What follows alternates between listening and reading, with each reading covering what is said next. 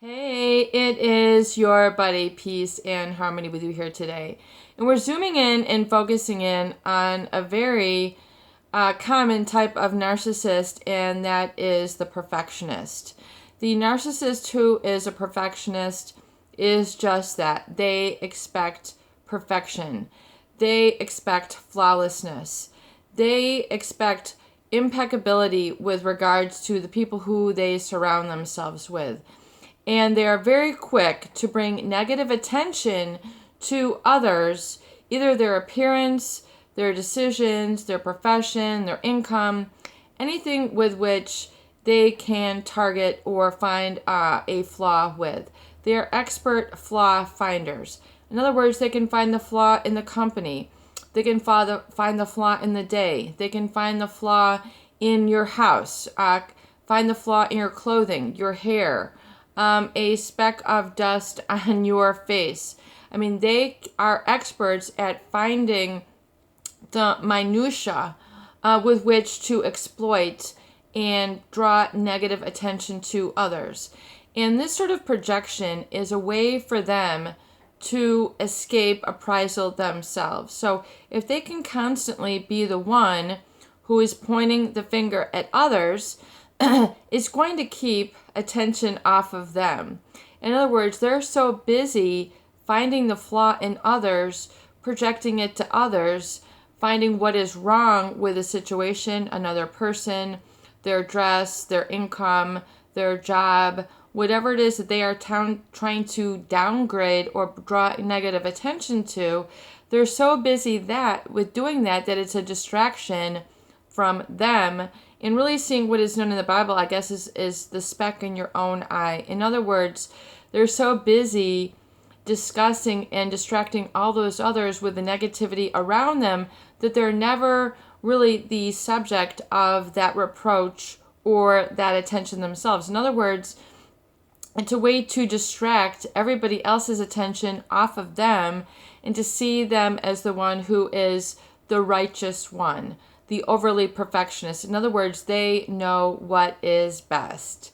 They know what is paramount. They know what is most important, and has everybody else's gaze and opinion trying to be orchestrated in line with that. So again, it's a way to shut down others from having an open communication. In other words, it keeps the narcissist in the center playing field and off of the sidelines. So in other words, they can be the one who's dishing it up, but they never have to be the one who is taking it. And therefore, they never have to deal with the inherent human aspect of being themselves, which is, all humans, by virtue of their nature, are not perfect. You have to, people learn. That is the whole goal of really, is to learn and then adjust and adapt and become resilient. So the narcissist, who is the perfectionist, feels this sense of entitlement and feels that they are equipped with this sort of God-given perfection. So if you've ever been around them, everything that they have to say exemplifies their perfection. It can go from their clothes to their house to their business to the top of the heap, to the top of the rung, to the top of the ladder, to the top of the hill. I mean, you are not able to ever climb higher than them, and they will make sure of that by exemplifying their utmost perfection. They will just point out how wonderful, glorious, wonderful they are, what they possess, what they conduct with their business, their lunches, their dinners, their vacations. They want to express everything within their life as perfect and going along just fine, yet that is the public persona. That is what they're going to present to the world, when really, if you see them behind closed doors, you see the rage. You see them wanting to polish the silver on a Saturday afternoon when they should be relaxing. You see them yelling at their family members for, not sitting up straight, for doing something relaxing when they should be uptight, keeping everybody walking on eggshells, expecting other people to never relax, expecting others to constantly be working on something. They're constantly working on, and this is different from really the, the workaholic, but constantly improving on their perfection. It might be constantly vacuuming, trying to have the perfect household, not a speck of dust. Picking up a small piece of paper, not being able to enjoy the bigger picture, but focused on the minutia, so that you are missing the event. Paying attention to them and following suit with their needs for perfection. They might need, everything to be polished, polished silver, polished crystal, vacuum floors, pillows which are just right. You need to be perfect in your presence, or being quiet enough, being loud enough, smiling big enough. There's always going to be a flaw with which they're going to find, but it keeps projection and a negative attention drawn to others, so it keeps the attention off of them. They're always going to be without reprise or without reproach when they act in this manner. So in other words, they're always the one who's dishing it up. They're never the one who's taking it. They're never in a position where then you can, usually come back and say, well, then, or have a discussion with which you're proportioning your needs or speaking up of your opinion.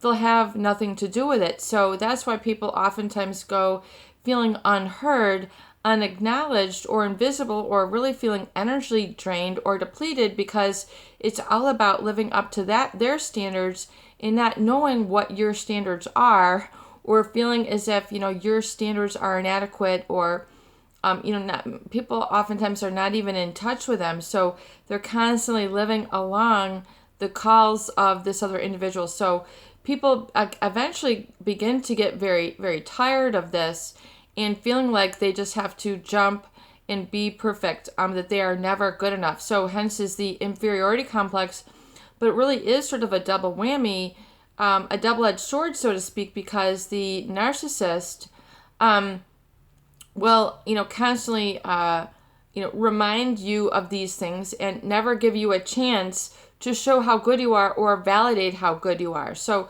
really, it's almost as if people don't stand a chance. They expect you to please them, acknowledge them, go along and try to keep up with their perfection or their opinions or their standards, hence to prevent or prepare against the rage, because eventually a lot of people, don't want to be at the receiving end of the raging, slams of a narcissist.